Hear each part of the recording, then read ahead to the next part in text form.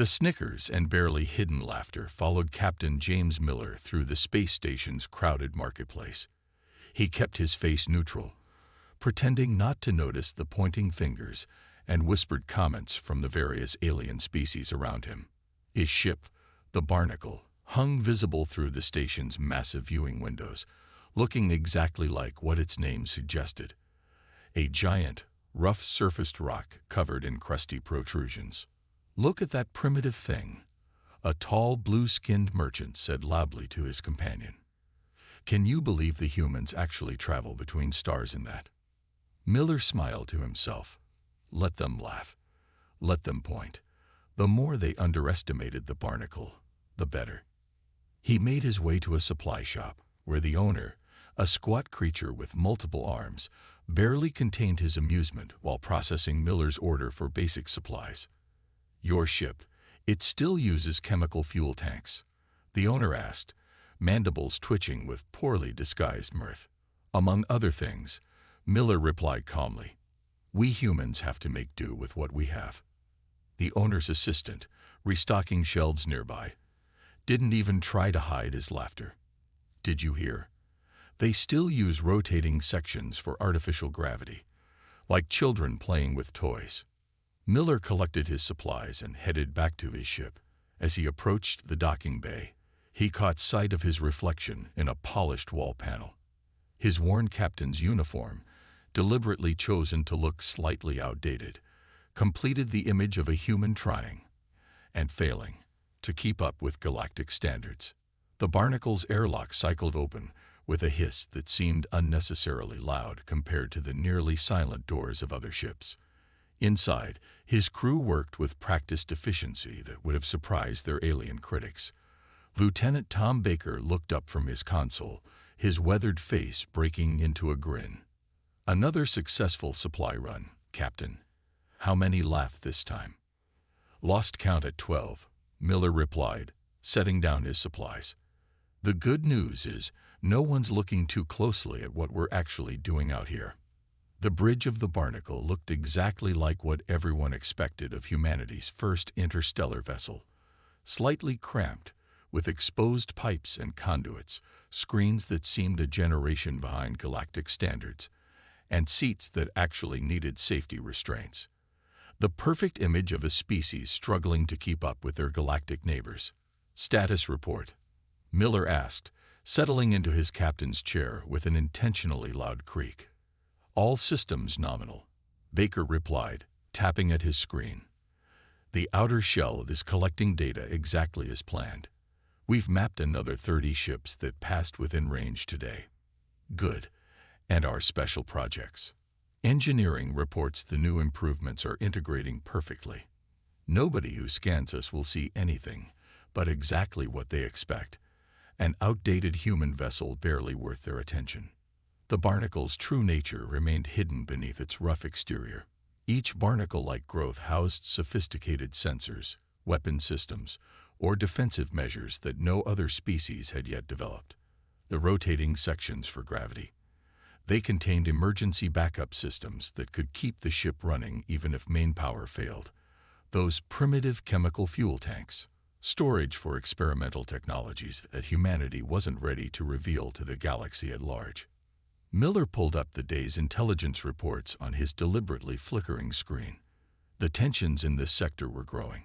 3 major powers were building up their forces, and humanity's colonies sat right in the middle of their competing interests. But no one bothered to hide their movements from the Barnacle. After all, who would suspect the laughingstock of the galaxy of gathering critical military intelligence? "Captain," called out Communications Officer Lisa Reed, her voice carrying a note of concern. "We're picking up some interesting chatter from a passing merchant fleet.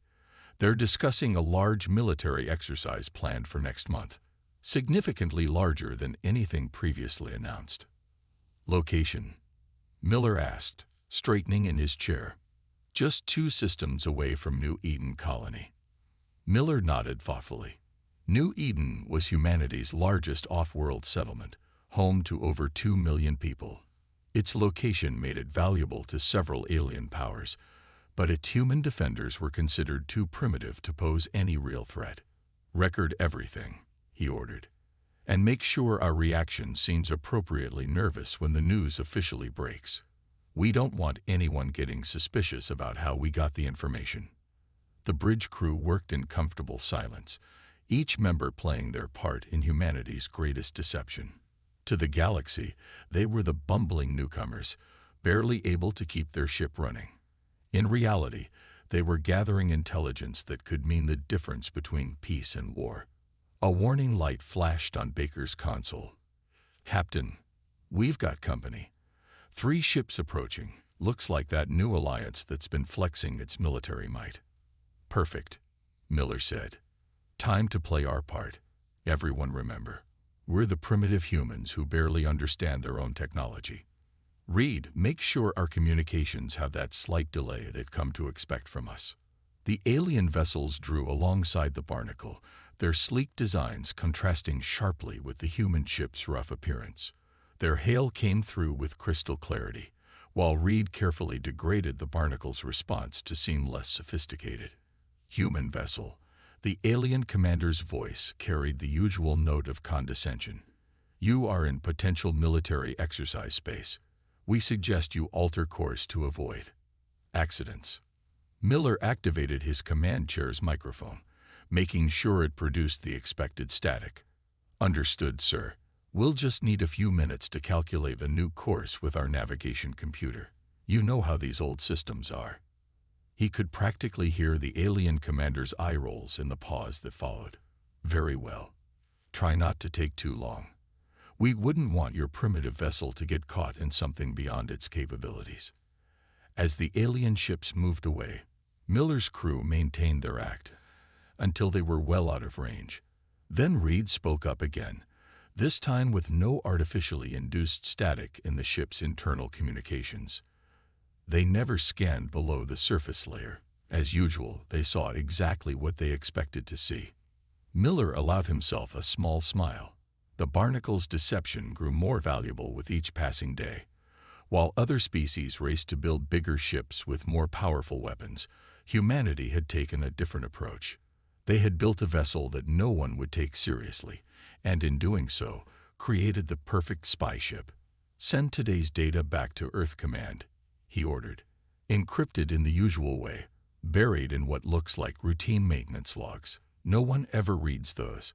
As his crew carried out their orders, Miller watched the alien ships disappear into the distance.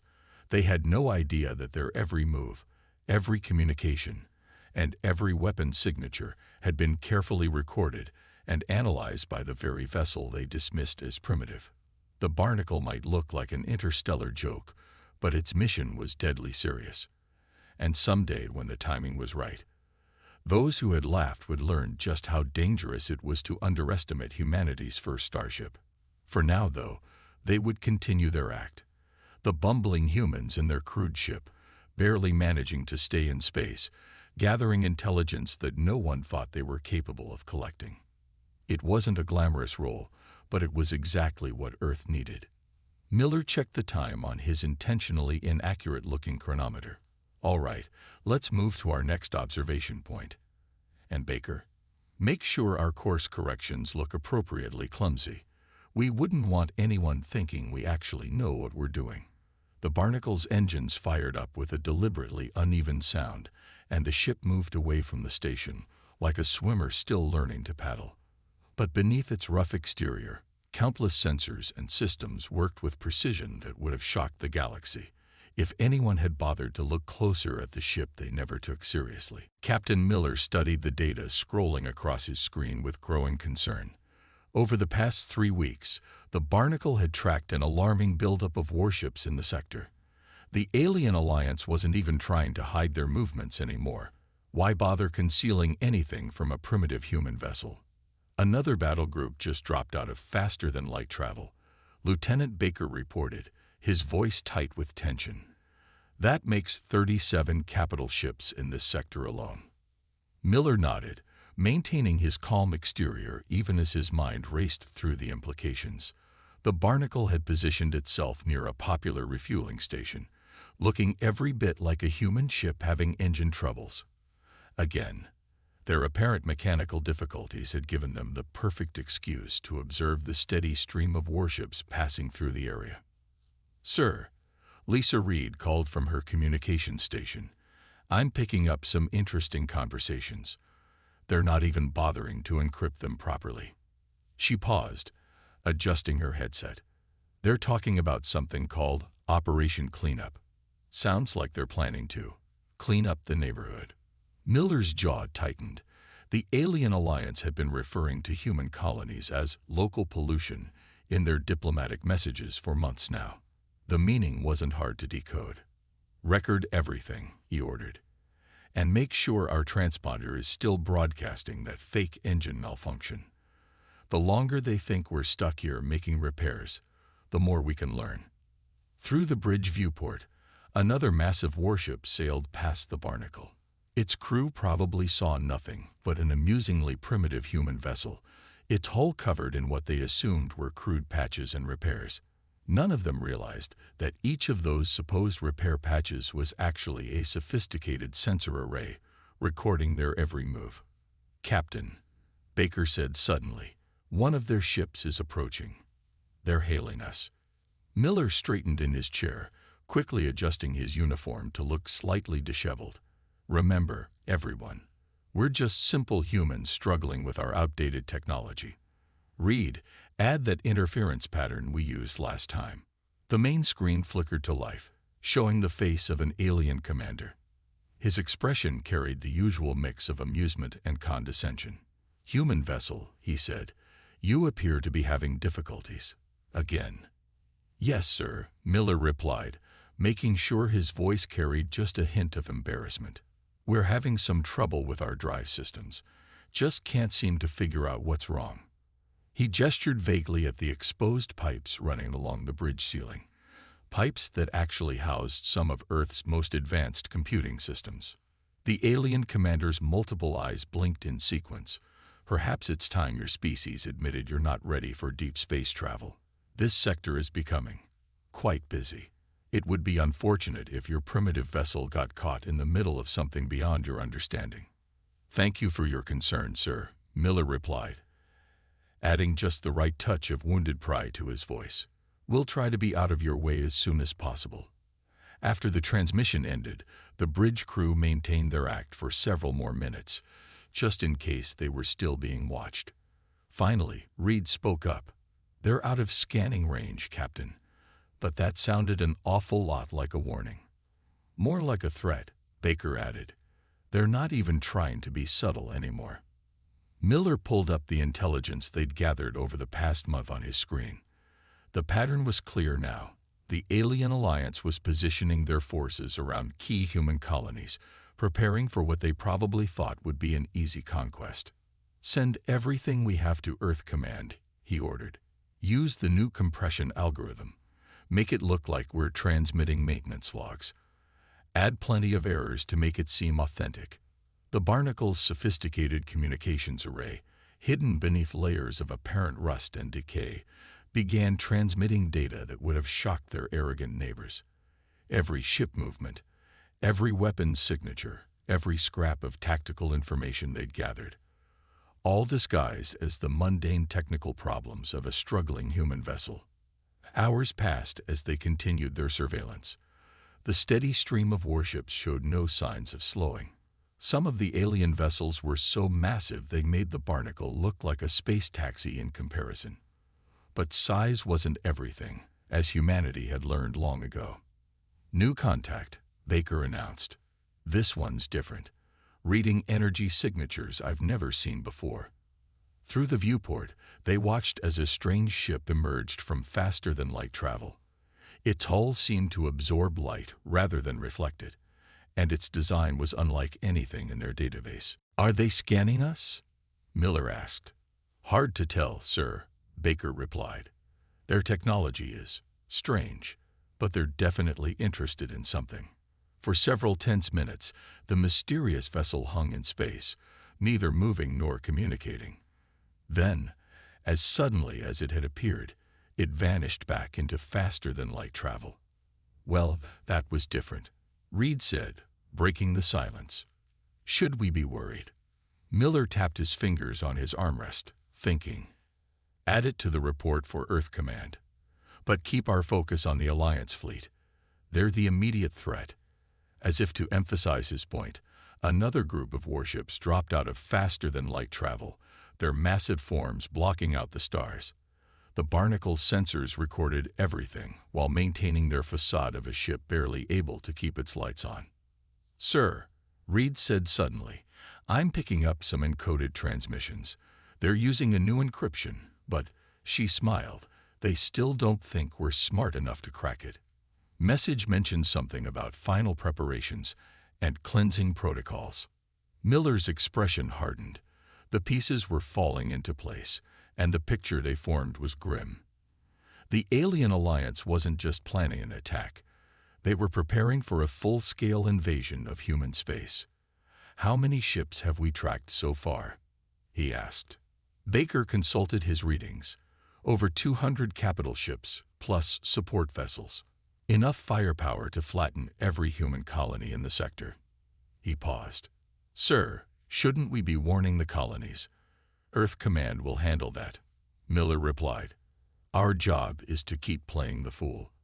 The more they underestimate us, the better chance we have of surviving what's coming." Through the viewport, they watched as yet another battle group moved into position. The alien ships were impressive, their hulls gleaming with advanced technology that they proudly displayed to the galaxy. In contrast, the Barnacle looked like it belonged in a scrapyard, its surface covered in what appeared to be random growths and patches. But appearances could be deceiving. Under that rough exterior, the Barnacle was recording, analyzing, and transmitting data that would prove crucial in the coming conflict. The Alien Alliance thought they were being clever, positioning their forces while the primitive humans remained oblivious. They had no idea that their every move was being watched by the very ship they dismissed as space junk. "Keep monitoring everything," Miller ordered. "Every ship, every transmission, every energy signature. The time for playing dumb won't last much longer, but while it does." He allowed himself a small smile. "Let's make sure we know exactly what we're up against." The Barnacle continued its vigil, looking to all the world like a helpless human vessel stranded among giants. But inside, its crew worked tirelessly, gathering the intelligence that might soon mean the difference between survival and extinction for their species. The storm was coming, and when it broke, the galaxy would learn that appearances could be very deceiving indeed. The attack began at dawn, Earth Standard Time. The Alien Alliance didn't bother with a formal declaration of war. They simply opened fire on the outer colonies. The Barnacle watched from its hiding spot behind a small moon as massive warships moved into position around New Eden Colony. Miller gathered his crew on the bridge. The time for pretending had ended. "They think this will be easy," he said, looking at each crew member in turn. "They expect us to run, to beg for mercy, or to fight with outdated weapons, and die quickly." He smiled grimly. "Let's show them how wrong they are." Through the viewport, they could see civilian ships fleeing the colony. The alien fleet paid little attention to them. After all, what harm could primitive human vessels do? The Barnacle remained motionless, its rough exterior blending with the moon's rocky surface. "All those months of playing dumb," Baker said, his fingers dancing across his control panel. "All those times we let them laugh at us. It ends today." The supposedly crude patches and barnacles covering the ship's hull began to shift slightly, preparing for their true purpose. "Sir," Reed called out, "message from Earth Command. All other human ships have evacuated the sector. We're authorized to proceed with Operation Trojan." Miller nodded. The name was fitting. Like the ancient horse, the Barnacle had been welcomed into enemy territory because no one suspected its true nature. Status of the enemy fleet: 342 capital ships in range, Baker reported, plus support vessels. They're moving into bombardment positions around New Eden. He paused. "They're powering up their weapons." "Not this time," Miller said quietly. "Reed, send the activation signal." Reed's fingers flew across her console, sending out a complex series of commands that looked like random static to anyone intercepting them. Across the Barnacle's hull, thousands of tiny changes began to occur. The alien fleet's first volley of weapons fire lit up space around New Eden. Their massive guns targeted what they thought were the colony's primitive defenses, but their shots passed through empty air. The defensive platforms they saw were just holograms, part of an elaborate deception months in the making. They took the bait, Baker announced. Their fleet is condensing, moving closer to maximize their firepower against the fake defenses. Miller watched as the enemy ships clustered together, their formation perfect for what was about to happen.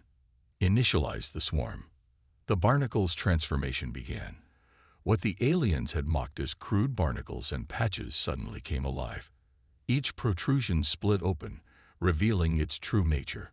Thousands of tiny drones, each no bigger than a human hand, poured out of the ship's hull. Swarm deployment at 30%, Baker reported, his voice tense with excitement. No sign they've detected us yet. On the main screen, they watched as their ship's true weapons emerge. Each drone carried a fraction of the firepower of a capital ship's guns, but there were thousands of them, and they had surprise on their side. Swarm deployment at 60%, Baker continued. The enemy fleet is still focused on the colony. Miller watched as the alien ships continued their useless bombardment of holographic targets. Their arrogance, their certainty of victory over the primitive humans, had blinded them to the truth. They never bothered to look closely at the laughingstock of the galaxy. Swarm deployment complete, Baker announced. 100,000 drones ready for action. Miller took a deep breath. This was the moment that would change everything. Execute attack pattern Alpha. Show them what humanity can really do. The swarm moved like a living thing, spreading out in three-dimensional patterns that no conventional fleet could match. By the time the alien ships detected the approaching drones, it was too late. The first wave struck the outer edges of the enemy fleet. Each tiny drone carried a payload that could bypass standard shields. Technology the aliens had never seen because humanity had kept it hidden, wrapped in a cloak of apparent incompetence. Multiple direct hits, Baker reported, his voice rising with excitement. Their shields aren't stopping our drones. 20 enemy ships disabled in the first wave. The alien fleet scrambled to respond, but their tactics were all wrong. They were used to fighting big ships, capital ships, not thousands of tiny targets that could slip through their defensive screens. Their massive weapons were useless against targets too small and too numerous to track. Enemy fleet is trying to regroup, Reed reported. They're sending out general distress calls. Listen to this.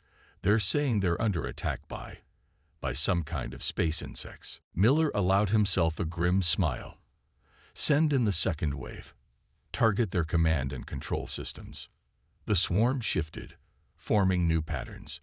Drones that had expended their weapons returned to the Barnacle, disappearing into its hull to rearm. Fresh waves emerged, diving into the chaos of battle. Sir, Reed called out. They're finally scanning us properly. They've realized what we are. On the main screen, they could see the alien fleet turning their guns toward the Barnacle's position. But they were too late. The swarm was inside their formation now, thousands of drones striking at vital systems with surgical precision. Enemy ships are starting to retreat, Baker reported. Their formation is breaking up. Miller watched as the mighty alien fleet began to crumble. Ships that could have destroyed a small moon were being taken apart piece by weapons they had never thought to defend against. The swarm moved through their ranks like a tide, unstoppable and relentless. Message from the enemy flagship, Reed announced. They're asking for terms of surrender. The bridge crew fell silent. After months of being laughed at, months of pretending to be primitive and harmless, they had just defeated the largest alien fleet ever assembled in the sector. Tell them, Miller said, that the primitive humans accept their surrender, and suggest they spread the word. Sometimes the ones you laugh at the most are the ones you should fear the most. The swarm began to return to the Barnacle, thousands of tiny drones disappearing back into what the aliens had thought were just ugly protrusions on the hull. As the enemy fleet limped away, Miller looked at his crew with pride. "Well done, everyone. Earth Command will be pleased. We just field-tested our new defense system and saved a colony at the same time." Baker laughed. "And all it took was letting everyone think we were a joke for months. Think they'll stop laughing at us now?" "Oh, I hope not," Miller replied with a smile. "Being underestimated is one of humanity's greatest advantages. Besides," he gestured at the barnacle's still rough-looking exterior, "we have more surprises hidden under our ugly shell." As the last of the swarm returned home, the barnacle resumed its appearance as the most primitive-looking ship in the galaxy. But now, as news of the battle spread, that appearance would carry a different meaning. The ship they had laughed at had just destroyed their best fleet, and no one would look at the barnacle-covered vessel quite the same way again. News of the battle spread across the galaxy like wildfire. The barnacle's victory had shattered more than just the alien fleet. It had destroyed centuries of assumptions about human technology. But Captain Miller knew the war wasn't over. The enemy would be back, and this time they wouldn't underestimate the ugly little ship that had humiliated them. 3 days after the battle, the barnacle patrolled the edges of human space, its swarm replenished and ready. The ship still looked as primitive as ever. Miller had insisted they maintain the deception. After all, there might be other secrets worth keeping. "Incoming transmission from Earth Command," Reed announced from her station. "They're picking up massive fleet movements in 3 sectors. The aliens are gathering for another attack." Miller studied the tactical display. The enemy was being more careful this time, spreading their forces out to avoid presenting an easy target for the swarm. They were learning, adapting. But so were the humans. "They're not just coming back for revenge," Baker said, analyzing the data. "Look at these energy readings. They've modified their shields. They're trying to counter our drones." Miller nodded. He'd expected this. "Show me the drone status." Baker brought up a new display. The barnacle's hull was alive with activity beneath its rough exterior. The swarm was evolving too, incorporating new features based on data from the first battle. Each drone was being upgraded, becoming deadlier, more efficient. "Sir," Reed called out, "we're getting signals from everyone. Every species in the sector wants to talk to us now. Funny how that works." "I bet they do," Miller replied. "After years of mockery, suddenly the primitive humans are worth talking to." He straightened in his chair. "But conversations can wait. We have incoming." Through the viewport, they could see the first wave of enemy ships dropping out of faster-than-light travel. These vessels were different. Their hulls bristled with new weapons, and their formation was loose and scattered. They had learned from their mistakes. Detecting new shield configurations, Baker reported. "They've developed some kind of energy web between their ships.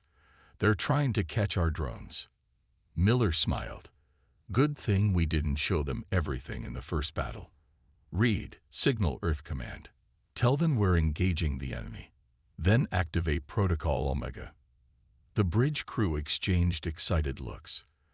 They had trained for this, but none of them had seen it in action before. The barnacle's rough exterior began to shift in new ways, panels moving that had never moved before. "Enemy fleet is launching fighters," Baker announced. "Thousands of them. They're creating a screen around their capital ships." "Let them think that will help," Miller said. "Deploy the swarm, but only the older models. Let's see how their new defenses hold up." The first wave of drones poured from the barnacle's hull, streaming toward the enemy fleet.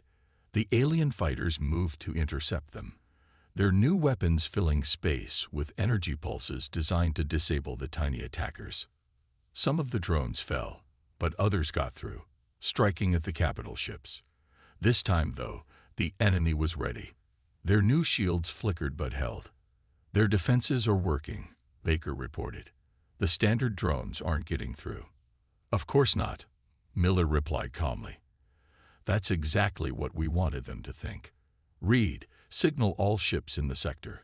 Warn them to shut down their sensors for the next 30 seconds. Then activate the Medusa protocol. The Barnacle's transformation began in earnest.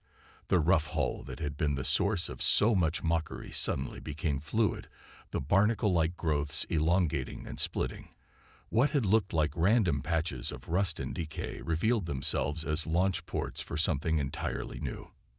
Medusa swarm deploying, Baker announced, his voice filled with awe. The new drones were unlike anything the galaxy had seen. They moved like liquid metal, changing shape as they flew. The enemy fighters tried to engage them, but their targeting systems couldn't lock onto something that constantly shifted its form. Enemy shields are failing, Baker reported. The Medusa drones are.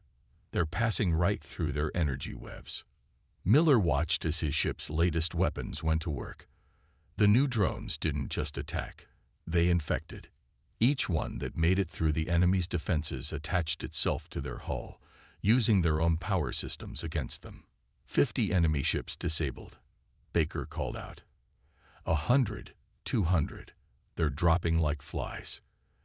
The alien fleet's formation dissolved into chaos. Ships tried to flee, but the Medusa swarm was relentless. What had started as a massive attack force was rapidly becoming a collection of drifting hulks. "Sir," Reed said suddenly, "the enemy commander is requesting to speak with us." Miller nodded. "Put him through." The main screen lit up, showing the alien commander's face. Gone was the arrogance, the condescension. Now there was only shock, and perhaps a hint of fear. What are you?" the commander asked. "We're the primitive humans," Miller replied calmly. "The ones you thought weren't ready for deep space. The ones you laughed at. The ones you never took seriously." He paused. "Would you like to surrender again?" The commander's multiple eyes blinked rapidly. "Those ships you disabled, my people, are perfectly safe," Miller finished for him. "Unlike you, we don't believe in unnecessary killing. Your crews are unharmed. Your ships can be reactivated once we're certain you're heading home. Consider it a lesson in humility." The Medusa swarm was returning to the Barnacle now, the liquid metal drones flowing back into their hidden ports. The ship's hull resumed its deliberately ugly appearance, once again looking like something that belonged in a scrapyard. "Spread the word," Miller told the enemy commander. "Humanity may look primitive to you, but appearances can be deceiving.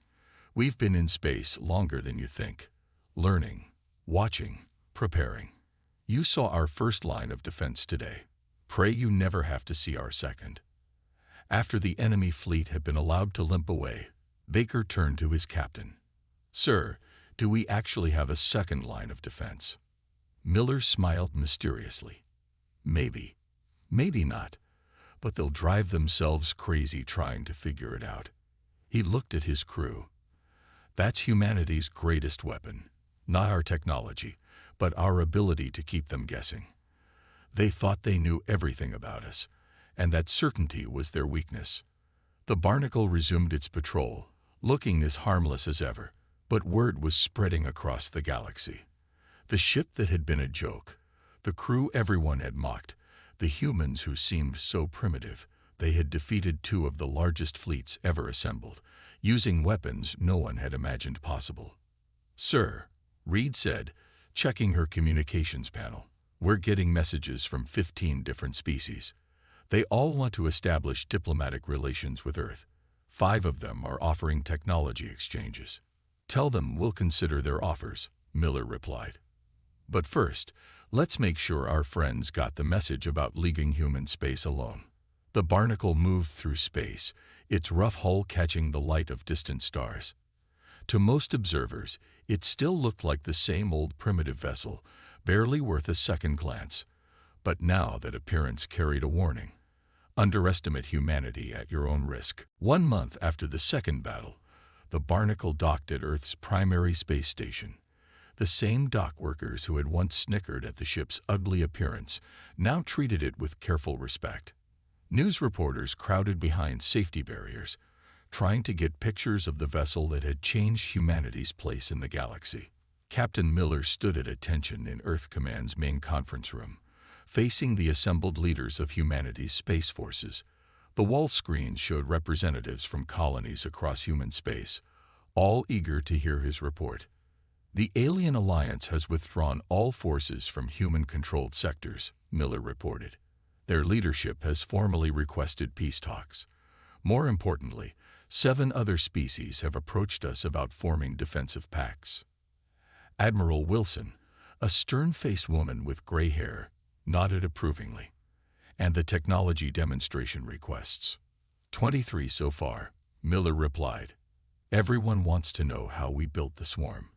The Medusa units in particular have caught their attention. He paused.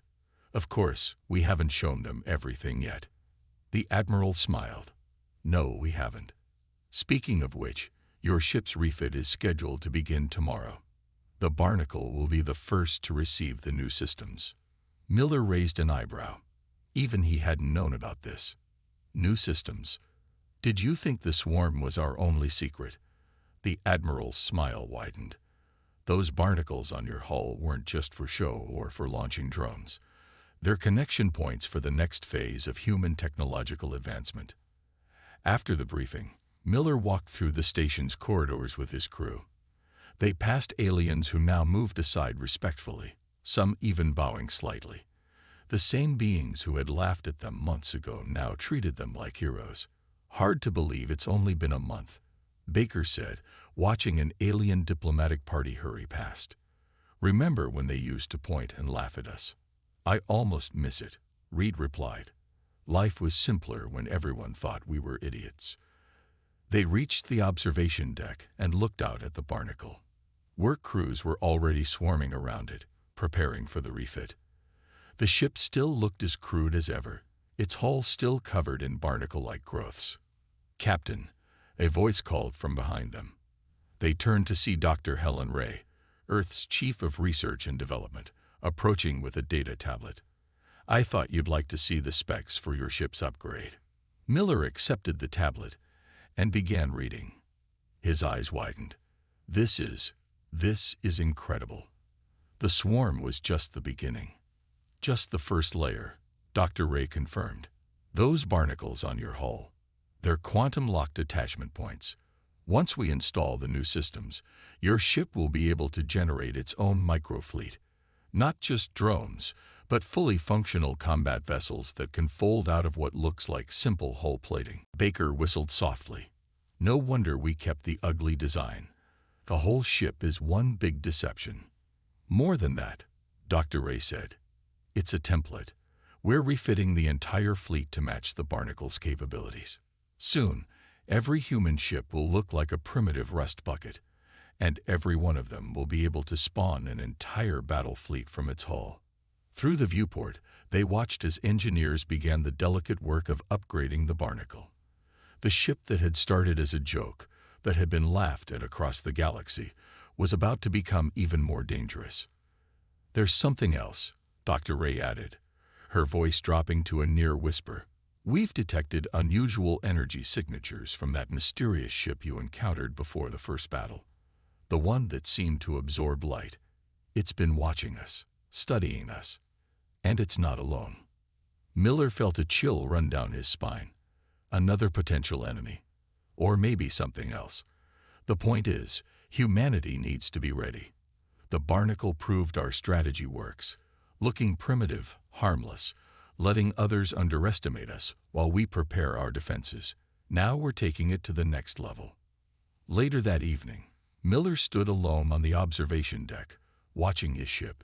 Engineers had removed some of the hull plating, revealing the incredibly advanced technology hidden beneath the crude exterior. Soon, those systems would be even more powerful. Quite a view, isn't it? A voice said beside him. Miller turned to see Admiral Wilson had joined him. Hard to believe that just a few months ago, that ship was the laughingstock of the galaxy. Now they're all trying to figure out what other secrets we're hiding, Miller replied. The funny thing is, they're still underestimating us. They think the swarm and the Medusa units are our biggest surprises.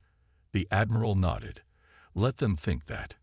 Meanwhile, we'll keep developing, keep innovating. The basic design principle of the barnacle is being applied to everything we build now, looking primitive on the outside while housing incredible technology within. And the mysterious ships, the ones watching us, all part of a bigger game, the Admiral said. One we've been preparing for longer than most people know. The Alien Alliance's attack was just a test, a chance to field test our new technologies without revealing everything we can do. Miller looked back at his ship. The barnacle was never really about fighting, was it?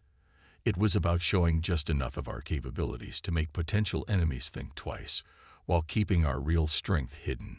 Exactly. And it worked perfectly. Now everyone in the galaxy is wondering what else these primitive humans might be hiding. The Admiral smiled. Keep them guessing, Captain. That's your new mission. The barnacle isn't just a ship anymore. It's a symbol, a reminder that appearances can be deceiving, and that sometimes the ones you laugh at the most are the ones you should fear the most. As night fell over the space station, the barnacle's hull gleamed dully in the starlight. Work crews continued their mysterious upgrades, adding new layers of deception to the already enigmatic vessel. The ship that had changed the galaxy's view of humanity was about to evolve again, becoming something even more remarkable. And somewhere out in the darkness between the stars, unknown ships watched and waited, studying the primitive-looking vessel that had destroyed an armada. They too were learning an important lesson. In space, nothing was quite what it seemed, and underestimating humanity was a mistake no one would make again. The massive screen in Earth Defense Force headquarters turned dark for the third time that day. Commander Jack Stone slammed his fist against the control panel, his weathered face reflecting the dim emergency lights. 50 years of military service hadn't prepared him for this moment. No one had been prepared. The alien ships had appeared 7 days ago, their massive forms blocking out the sun over major cities worldwide. They called themselves the Collectors, and they hadn't come to make friends. "Sir," a young officer called out from his station, "we've lost contact with the Asian Defense Fleet." The officer's voice cracked as he delivered the news. It was the 4th Fleet they'd lost today. Jack closed his eyes, remembering the confident speeches he'd given just last week about Earth's readiness for any threat. Their most advanced fighters, armed with the latest missiles and energy weapons, had proven as effective as throwing rocks at a battleship. Through the command center's reinforced windows, he watched as another collector vessel descended through the clouds. These ships weren't even their primary warships. They were resource collectors, harvesting vessels. Earth's entire military force was being decimated by what amounted to alien mining equipment. Commander Stone, Dr. Emma Walker's voice came through his earpiece. She was broadcasting from the underground research facility beneath Mount Hood. "You need to see this. The scans we're getting from their ships, there's something odd about their technology." "Doctor, with all due respect, we're a bit busy getting our asses handed to us right now," Jack replied, watching as another missile barrage bounced harmlessly off the alien shields. "That's just it, Commander. Their tech, it's not as advanced as we initially thought. It's just different. Very different. We're looking at it all wrong." A deafening explosion rocked the building. The massive windows cracked but held. Outside, the last squadron of F-35s fell from the sky like dead flies. Jack had known those pilots since they were fresh out of the academy. "All forces, fall back to secondary positions," he ordered, his voice steady despite the chaos. "Initiate Protocol Omega. Get our people underground." The collectors had been methodical in their approach. They disabled global communications first, then took out military installations with surgical precision. Now they were moving on to resource extraction. Humanity's greatest cities were being stripped for materials, their populations fleeing into hastily constructed underground shelters. What bothered Jack most was their attitude. The collectors hadn't even bothered to communicate beyond their initial message. "Your resources are now under our management. Resistance will be met with appropriate force." They viewed Earth as nothing more than an unexploited mining site, and humans as primitive natives who needed to be swept aside. 3 hours later, Jack stood in Dr. Walker's underground lab, staring at the holographic displays. The facility had been built for exactly this kind of scenario, a full invasion, but no one had really believed it would happen. The doctor's team had been analyzing the alien technology nonstop since first contact. "Look at this." Emma pointed to a diagram of one of the collector ships. Her gray hair was pulled back in a messy bun, dark circles under her eyes suggesting she hadn't slept in days. Their tech isn't just advanced. It's wasteful, inefficient, like they never had to worry about resource constraints. Jack watched as she pulled up more detailed scans. They're using massive amounts of energy for simple tasks. Their ship's systems are redundant to the point of absurdity. It's like they solved every problem by throwing more power at it. "How does this help us?" Jack asked, his patience wearing thin. Above them, they could hear the distant rumble of another city being stripped for resources. "Because," Emma's eyes lit up with a familiar spark, the same look she'd had when she developed Earth's first functional plasma drive. "They left us gifts." She led him to another section of the lab. Through a massive window, he could see a hangar filled with debris, pieces of collector ships that had been damaged in the fighting and discarded. "They don't even bother recovering their damaged equipment," Emma explained. "To them, it's junk. Primitive. Outdated. But to us," she paused, letting the implications sink in. Jack began to understand. "It's still centuries ahead of our technology." "Exactly. And here's the beautiful part. They're so convinced of their superiority, they didn't even bother to destroy it. They just left it lying around, like littering on a primitive planet." For the first time in days, Jack felt a glimmer of hope. But he was a military man, trained to see the practical challenges. How long would it take to understand their technology? To make it useful? Emma's expression turned serious. "Years, maybe decades, but we have something they don't." "And what's that?" "Necessity," she said simply. "They've never had to innovate under pressure, never had to make do with limited resources, never had to adapt or die. But us humans," she smiled grimly, "that's what we do best." Jack looked at the alien debris again, seeing it with new eyes.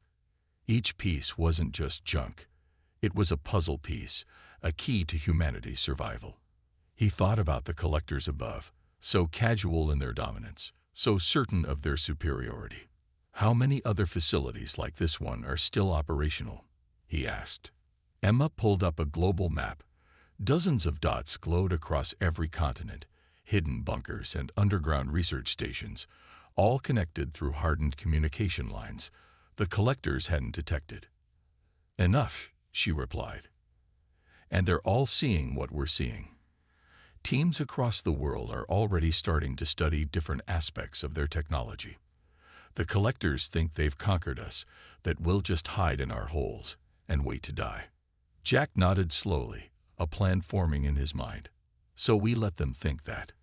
We play the primitive species, too broken to fight back.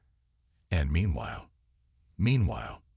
Emma finished, we learn, we adapt. We take their cast-offs and cast-asides, and we make them our own. They think they're watching us die, but they're really watching us evolve." Above them, the collectors continued their methodical harvest of Earth's resources, unaware that their greatest mistake wasn't in underestimating humanity's current capabilities, but in underestimating their potential. In their arrogance, they had given humanity exactly what it needed: a chance. Jack looked at the alien debris one more time, then turned to Emma. "How soon can we start?" She was already walking toward the hangar, tablet in hand. "We already have. Welcome to Project Phoenix, Commander. Let's show these collectors what humans can do with a little junk and a lot of motivation." The first day of Earth's greatest challenge was ending, but in underground facilities across the world, the seeds of humanity's comeback were already taking root. The collectors thought they were writing humanity's ending. They didn't realize they were only writing the first chapter. 5 years passed in the underground. 5 years of studying, failing, learning, and trying again. The surface of Earth had become alien territory, but beneath the ground, humanity was far from defeated. Emma Walker stood in her expanded laboratory, now 10 times the size of the original, watching as teams of engineers worked on various pieces of alien technology. The air hummed with the sound of reverse-engineered power systems. What had once been alien junk now powered their underground cities. Dr. Walker, Tom Reed, one of her youngest engineers, rushed into the lab. His face was flushed with excitement. The power coupling worked. It actually worked. Emma followed him to the testing chamber. Inside, a hybrid engine sat on the testing platform, part human technology, part salvaged alien tech, but the way they'd combined them was entirely new. The collector's power systems were always inefficient, Emma explained to the gathered team. They used brute force because they could, but we've learned to do more with less. The engine hummed to life, its energy readings steady and strong. Where the collector's system would have needed a room full of power cells, their hybrid version worked with just 2. It was smaller, more efficient, and most importantly, it worked. Jack Stone entered the testing chamber, his hair grayer now but his stance still military straight. Tell me some good news, Doc. The Council's asking for updates. The Council, a unified group of military and civilian leaders from around the world, had formed in the first year after the invasion. They called it the Phoenix Protocol, a complete rebuilding of human civilization, but this time hidden from the collector's eyes. Emma smiled. Show him, Tom. Tom activated the engine's full power. The energy output readings shot up, but the system remained stable. Sir, we're getting more power than the original alien design, using less than half the resources. Jack whistled low. They won't be expecting that. That's not all, Emma added. She pulled up a holographic display showing the surface. The collectors are still up there, still harvesting. But they're getting sloppy. Overconfident, they leave more and more salvageable tech behind. The collectors' arrogance had become humanity's greatest asset. Every piece of junk they discarded was carefully collected by hidden teams and brought to facilities like this one. Each fragment was a piece of the puzzle, a step toward humanity's return. We're not just copying their technology anymore, Emma continued. We're improving it, making it our own. The hybrid systems we're developing, they're better than anything the collectors have. Jack walked around the engine, examining it closely. How soon until we can scale this up? Start building ships. We already have. Emma led them through a series of security doors to a massive underground cavern. Inside, illuminated by powerful lights, stood the frame of a spacecraft. It was smaller than the collector's ships, but its design was sleek, efficient. Human ingenuity merged with alien technology. We're calling it Phoenix 1, Emma said proudly. It's nearly ready for its first test flight. We've built it using everything we've learned. And the best part, it's completely undetectable to their scanning systems. The ship's hull was covered in panels reverse-engineered from the collector's own stealth technology. But where they used it as a backup system, humanity had made it central to their design. Every system was built around the concept of staying hidden, of appearing weaker than they were. The other facilities? Jack asked. All reporting similar progress. Moscow has cracked their shield technology. Sydney's got weapons systems that are twice as effective with half the power drain. Berlin's work on navigation systems is years ahead of schedule. The global network of underground facilities had grown into a web of innovation. Each breakthrough was shared, each failure learned from. Humanity had been forced underground, but like seeds in winter, they had only grown stronger. There's something else, Emma said, leading them to her private lab. Something we discovered by accident. She pulled up data from their latest tests. The collector's technology. It's not just inefficient. It's inflexible. They build everything to spec and never deviate.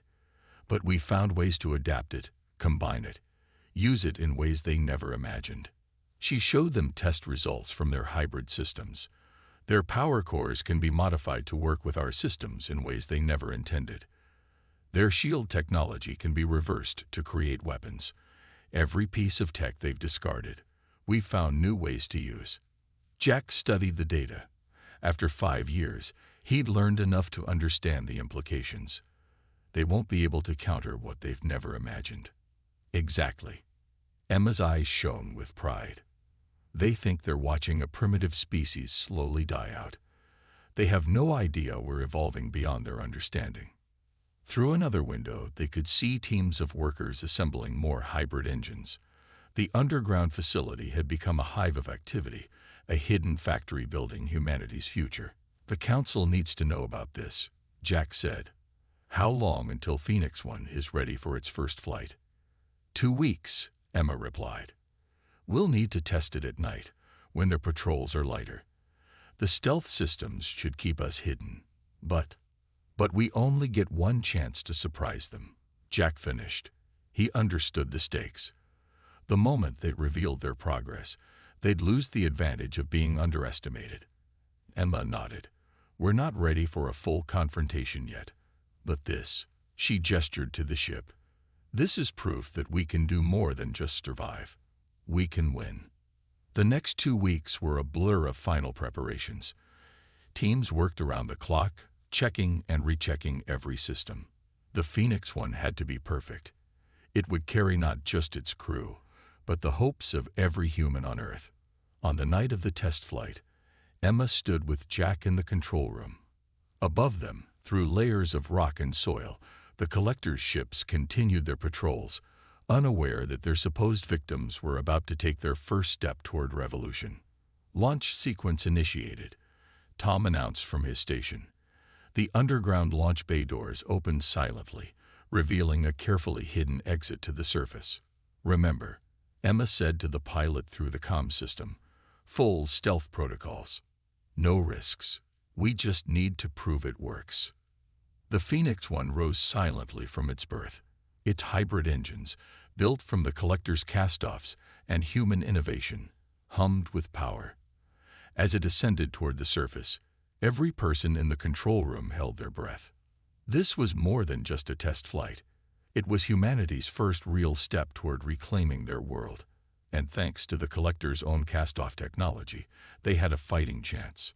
The ship broke through to the surface, invisible to the alien patrols above. Humanity's comeback had begun, and their greatest advantage was that their enemies didn't even know it. The underground hangar buzzed with activity as the newly completed fleet of stealth ships stood ready. 8 years had passed since the collectors first arrived, and humanity had used every moment wisely. Commander Jack Stone walked between the rows of ships, each one a testament to human determination. Fleet status report. He called out to the control room above. The massive underground chamber had once been a natural cave system. Now it housed humanity's secret weapon. All 30 ships report ready, Commander. The controller responded. Adaptation drives are running at peak efficiency. The adaptation drive that had been Emma's breakthrough. Not just copying alien technology, but fundamentally changing how it worked. The collector's cast-off power cores had been transformed into something entirely new. Speaking of which, a familiar voice called from behind him. Emma walked up, her tablet displaying the latest test results. The new modifications are exceeding expectations. The drive doesn't just power the ships anymore. It learns. Jack raised an eyebrow. Learns. Watch this. Emma pulled up a holographic display showing 2 ships in a simulation. The drive adapts to different situations. The more we use it, the more efficient it becomes. It's like the ship evolves during flight. Above them, through hundreds of meters of rock, the collectors continued their methodical harvesting of Earth's resources. They still hadn't noticed that their abandoned technology had been transformed into something beyond their understanding. Any sign they suspect? Jack asked, checking the surface monitors. Emma shook her head. Their patrols haven't changed in years. They still think we're just scattered survivors hiding in holes. Their arrogance is our best camouflage. The truth was far different. Under every major city ruin, humans had built vast networks of tunnels and facilities. The Phoenix Protocol had transformed humanity from refugees into a hidden army. Launch Bay 3 reports ready, the controller announced. Night patrol training can begin on schedule. Jack watched as one of the ships powered up. Its hull was covered in panels that bent light around it, another innovation born from studying collector technology. They'd taken the aliens' basic stealth systems and refined them until they were nearly perfect. "Remember the first test flight?" Emma asked, smiling at the memory. "We were all so nervous. Now we've got pilots running training missions right under their noses." Jack allowed himself a small smile. "How many ships are we up to globally?" 217, Emma replied. "All equipped with adaptation drives. Moscow just finished their latest squadron, and Beijing's underground shipyards are working double shifts." Through another set of blast doors, they could see the weapons testing area. The collector's energy weapons had been powerful but wasteful. Humans had redesigned them, making them smaller, more efficient, and far more precise. "Latest combat simulations are promising," Emma continued, showing him the data. "Our pilots are learning to use the ships in ways the collectors never imagined. The adaptation drive lets them pull maneuvers that should be impossible." A group of pilots walked past, heading for the simulator rooms. They trained constantly, preparing for the day when hiding would no longer be necessary. Each pilot was chosen for their ability to think creatively, to use the hybrid technology in unexpected ways. "The Council wants an update on Project Mirror," Jack said, referring to their latest innovation. Emma's eyes lit up. "Come see for yourself." They took a transport tube to another section of the facility. The tube system connected all the major underground installations, allowing quick movement without risking surface detection. As they traveled, they passed workshops where engineers worked on salvaged collector technology, living quarters built into the rock, and farms using modified alien lighting systems to grow food underground. Project Mirror's lab was their most secure facility. Inside, teams of scientists worked on what looked like pieces of broken mirror, but were actually fragments of collector sensor arrays. "We've cracked their scanning technology," Emma explained. "But instead of just copying it, we've reversed it. These panels don't just hide us from their scans. They can feed false readings back to their ships." Jack picked up one of the smaller panels. "So we can make them see what we want them to see." "Exactly.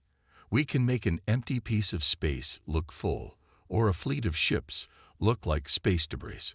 Every piece of tech they carelessly discarded has become a tool for us to use against them." A test was underway in the chamber next door.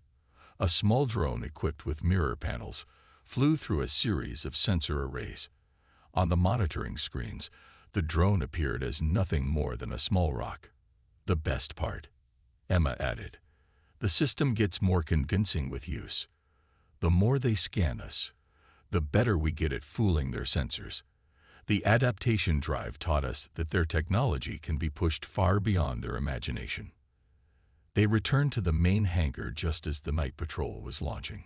6 ships rose silently through the hidden exits, their hulls invisible to both eyes and sensors. They would fly regular patrols, testing equipment and training pilots while the collectors remained oblivious. 8 years, Jack mused, watching the ships depart. 8 years of hiding, learning, and building. "How much longer do you think we need?" Emma considered the question. "The ships are ready. The weapons work. The stealth systems are better than we ever hoped. But we need to be sure. We only get one chance to surprise them." In another part of the facility, they checked on the training programs. Young pilots worked in simulators, learning to handle the hybrid ships. Engineers studied captured collector technology, looking for new ways to improve their designs. Every person had a role in humanity's silent revolution. "The collectors still send scouts occasionally," Jack noted, checking the surface monitors, looking for signs of resistance, and finding nothing but ruins and scattered survivors. Emma added, "Meanwhile, we're building something they can't even imagine. a force that uses their own technology better than they do. A message came through from the Beijing facility. They'd completed work on their latest innovation, a way to use the adaptation drive to boost shield strength beyond anything the collectors had achieved. Every facility shared their breakthroughs, each innovation making humanity stronger. Surface teams report increased collector activity in Sector 7. The controller announced. They're stripping another city. Jack and Emma watched the feeds. The massive alien ships descended from the clouds, their harvest beams cutting through abandoned buildings. They were so focused on gathering resources, they never thought to look below the ruins. Let them take what they want from the surface, Emma said quietly. Everything that matters is down here. And when we're ready, Jack finished, they'll learn what humanity can do with a little time and motivation. The night patrol returned, ships sliding silently back into their berths. Another successful mission, another step closer to their goal. In facilities around the world, humanity's hidden fleet grew stronger, smarter, more capable. The collectors thought they were watching a defeated species slowly fade away. Instead, they were watching the greatest comeback in human history, built from their own discarded scraps. And they wouldn't realize their mistake until it was too late. The warning came at dawn. Surface sensors detected multiple collector ships dropping out of faster-than-light travel. Not just harvesting vessels this time, warships. The largest fleet humanity had seen since the first invasion, 13 years ago. Jack Stone stood in the Global Command Center, watching as red dots appeared on the massive display screen. Each dot represented a collector vessel entering Earth's orbit. Around him, controllers maintained absolute calm. They had trained for this day. Counting 75 ships, the sensor officer reported, much larger than their usual harvest fleet. Emma rushed into the command center, her tablet displaying real-time analysis of the incoming vessels. They'd brought their newest ships, better armor, stronger weapons. They must have noticed some of their technology going missing. Or they're just being thorough, Jack replied. He pressed a button on his command console, activating the global alert system. In underground facilities around the world, humanity's hidden fleet prepared for battle. The collector ships moved into formation above Earth's major cities, or what remained of them. Their previous harvesting missions had left most surface structures in ruins. A transmission broadcast on all frequencies, the first direct communication from the collectors in over a decade. Primitive species, the message began, their tone as arrogant as ever. Our sensors detect attempts to salvage and utilize our discarded technology. This is unacceptable. Your resistance will be eliminated. Emma couldn't help but smile. They still think we're just scavenging their leftovers. They have no idea what we've built. All facilities report ready, the communications officer announced. Fleet commanders await your orders, sir. Jack took a deep breath. 13 years of preparation had led to this moment. Initiate Operation Rising Phoenix. All ships, launch on my mark. Around the world, hidden bay doors opened in the ruins of old cities. Beneath abandoned buildings and inside mountain caves, humanity's secret weapon waited. 300 ships, each one a perfect fusion of human ingenuity and transformed collector technology. Remember, Jack broadcast to all pilots, they don't know what we can do. Use that surprise. Fight smart, not just hard. Emma monitored the adaptation drive readings across the fleet. All drives showing green. Mirror systems active and synchronized. They still can't see us. Jack gave the order. Launch. Across the globe, human ships rose from their hidden bases. The adaptation drives hummed silently, making them invisible to both eyes and sensors. They took position around the collector fleet, who continued their threatening broadcast, completely unaware they were now surrounded. All ships in position. The tactical officer reported, waiting for your command. Jack looked at Emma, who nodded. This was the moment that would decide humanity's future. Disable mirror systems. Let them see what they're really facing. 300 ships suddenly appeared around the collector fleet, their hybrid weapons charged and ready. The alien broadcast cut off mid-sentence. For several seconds, there was complete silence. "They're scanning us," Emma reported, watching the data flow across her screen. Their sensors can't make sense of what they're seeing. The adaptation drives don't match anything in their database. The collectors recovered quickly, their ships moving to attack formation. Their first volley of energy weapons launched at the human fleet and passed harmlessly through the spaces where the ships had been. The human pilots put their years of training to use.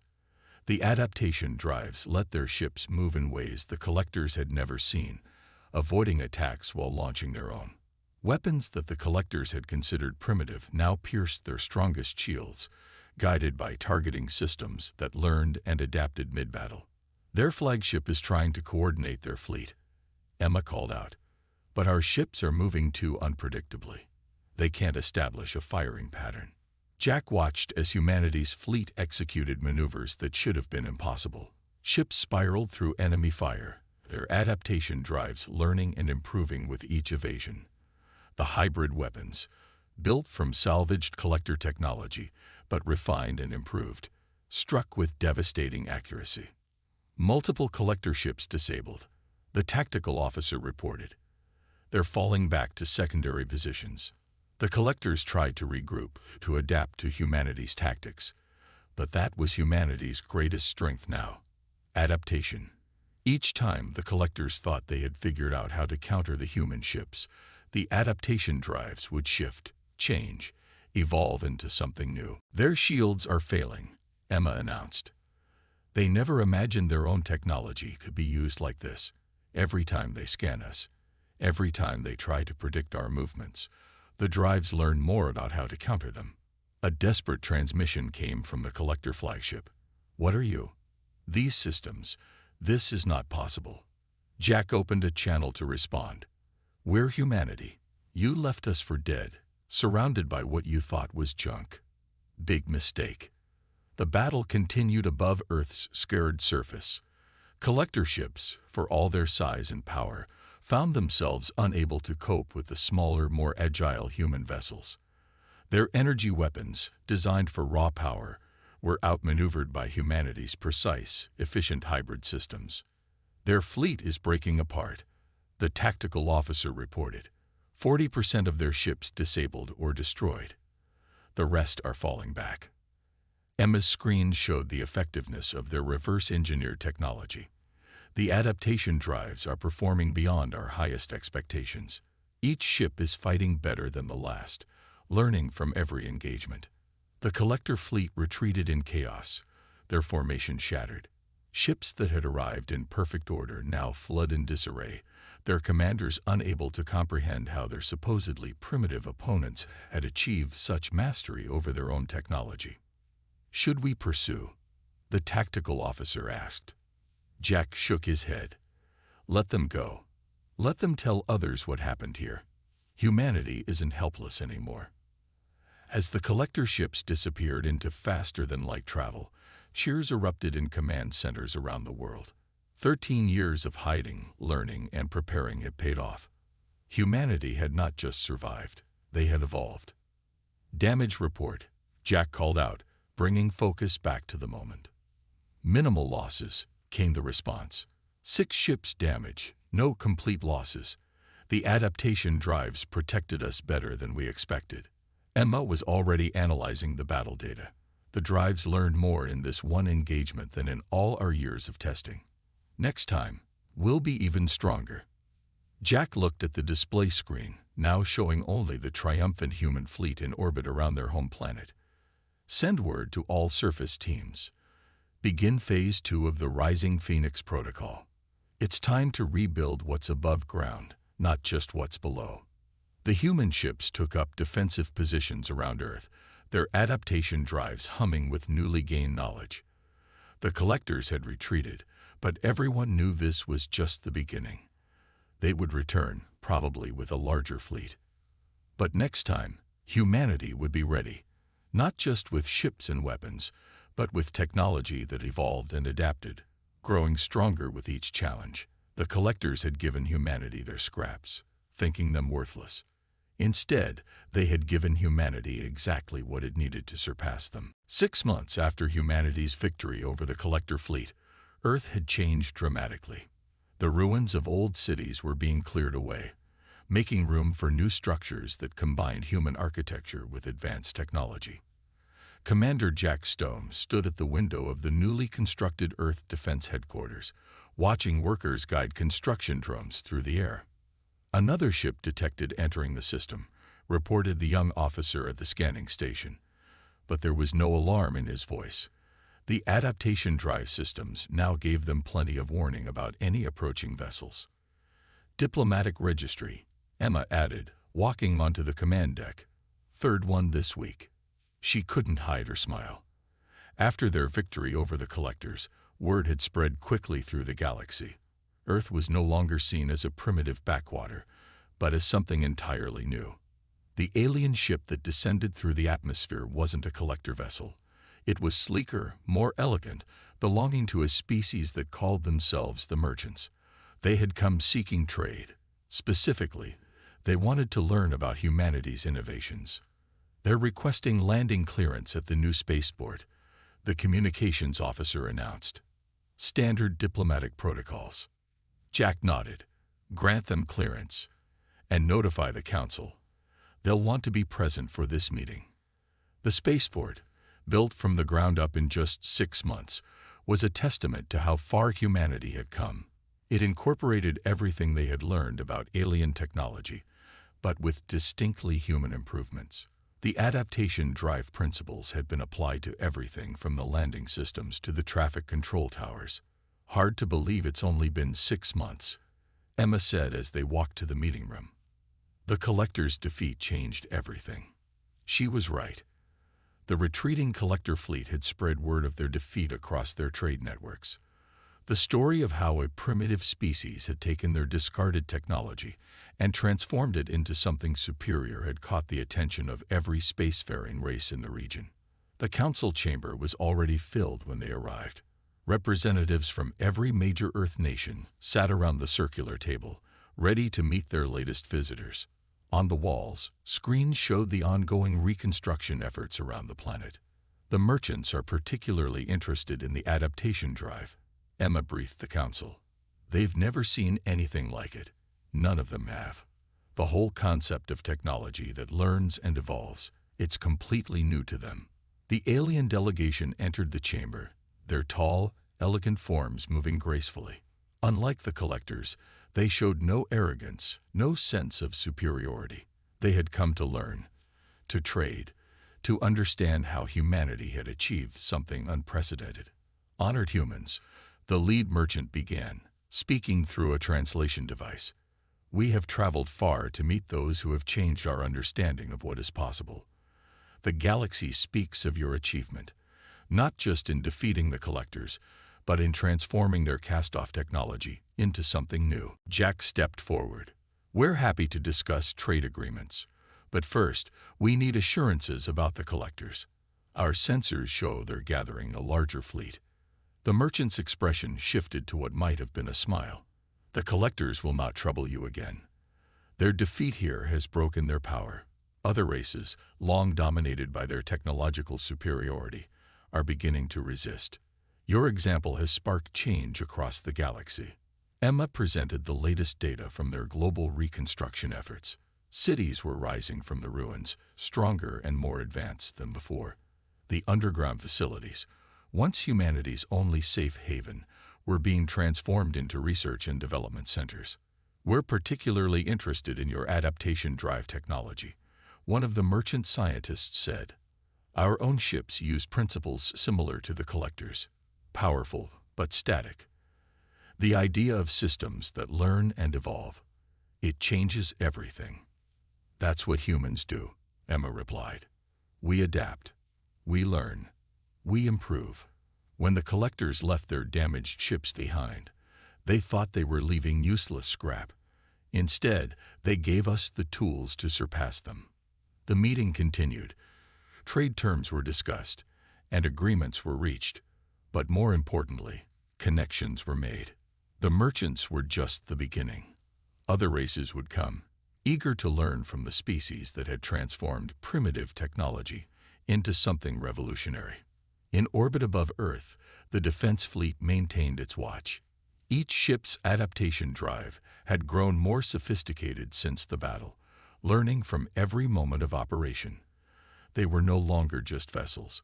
They were evolving examples of humanity's new approach to technology. Global Construction Report. An aide announced, handing Jack a tablet. The numbers were impressive. New cities rising on every continent. Schools teaching both Earth and alien sciences. Shipyards producing vessels that combined the best of human innovation with transformed alien tech. The underground bunkers in Sector 7 have been completely converted, Emma noted, reviewing the data. They're teaching the new generation of engineers there. Kids who grew up during the occupation, now learning how to build things we could only dream of 13 years ago. An alert sounded. Another ship approaching. But this one was different. The sensors recognized it immediately. A collector vessel, alone, broadcasting peace signals. They're requesting permission to land. The communications officer reported. One passenger. A diplomatic representative. Jack and Emma shared a look. This was new. The collectors had never sent diplomats before. They had never seen the need to negotiate with primitives. Permission granted, Jack said. Full security protocols. The collector ship was larger than the merchant vessel, but it moved with less grace, less efficiency.